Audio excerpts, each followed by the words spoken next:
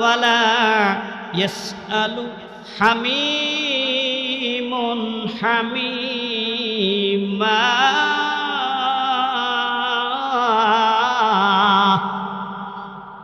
আল্লাহ তাবারক ওয়া তাআলা পূর্বের আয়াত আমি বলেছিলাম 9,32,00,000 মাইল উপর থেকে সূর্য তাপ দেয়।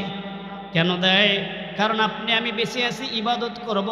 যদি খুব কাছে থেকে দেয়, সহাদ মাথার উপর দেয়, আপনি আমি ইবাদত করতে পারবো না, দুনিয়ার সংসার কাজকর্ম করতে পারবো না, কষ্ট হবে। কিন্তু আল্লাহ তাবারক ওয়া তাআলা তার দিনের খাতিরে, তার ইবাদতের খাতিরেই কনসিডার করেছে।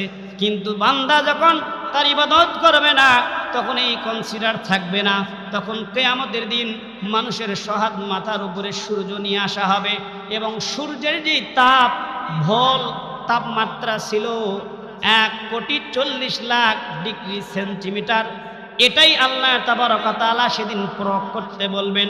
সেদিন সূর্য রবের হুকুম পালন করবে। রবের হুকুম পালন করতে গিয়ে আপনাকে এই সূর্যের সঠিক তাপ, পূর্ণাঙ্গ তাপ আপনাকে প্রয়োগ করা হবে। এই মগজগুলো ফেটে যাবে। বন্ধু, মনটা নরম করে একবার শোনার চেষ্টা করেন। মনে করেন আপনার চোখের সামনে কিয়ামতের দৃশ্য, কিয়ামতের মাঠ কায়েম হয়ে গেছে, আপনি লাইভ দেখতেছেন, একটু নড়াচড়া করেন না, একটু মনোযোগ দেন। আল্লাহ তাবারক ওয়া তাআলা অনেক তথ্য দিয়েছেন।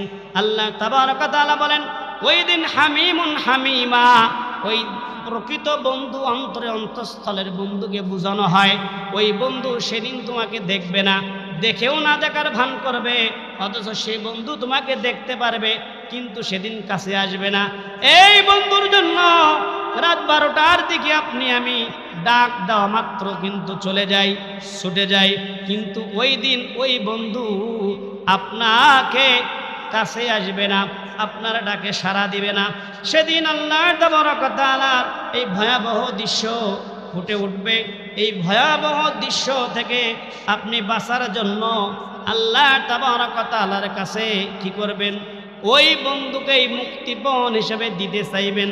আল্লাহ তাবারক ওয়া তাআলা পরের আয়াতে বলেন, ইউবাসসিরুনাহুম ইয়াওয়াদ্দুল মুজরিমু লাউ ইফতাদি মিন আযাবি ইয়াওমাইযিম বিবানি।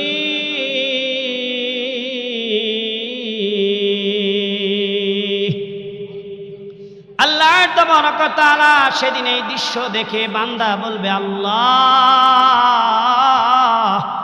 তুমি আমার সন্তানটাকে নাও, মুক্তিপণ হিসেবে নাও, তাও এই কঠিন আযাবের জায়গা, এই কঠিন দৃশ্য থেকে তুমি আমাকে রক্ষা করো, তোমার জাহান্নাম থেকে তুমি আমাকে বাঁচাও, তোমার জান্নাতে আমাকে পৌঁছার তৌফিক দাও, মুক্তিপণ হিসেবে তুমি আমার সন্তানটাকে নাও।